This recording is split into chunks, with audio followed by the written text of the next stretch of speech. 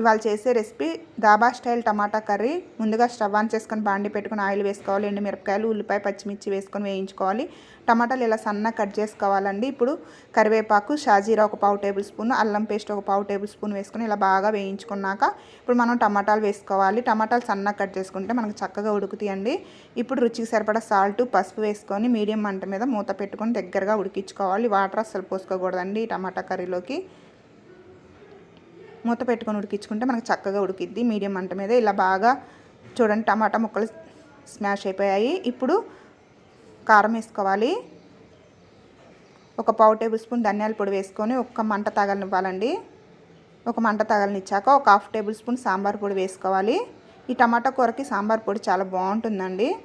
ఇలా వేసుకొని ఒక మంట తగలనిచ్చాక ఒక టేబుల్ స్పూన్ షుగర్ వేసుకోవాలండి. ఈ షుగర్ వేసుకుంటే మంచి టేస్ట్ వస్తుంది. టమాటా కర్రీ చపాతీ, రోటీలోకి మంచి కాంబినేషన్ అండి. Thank you.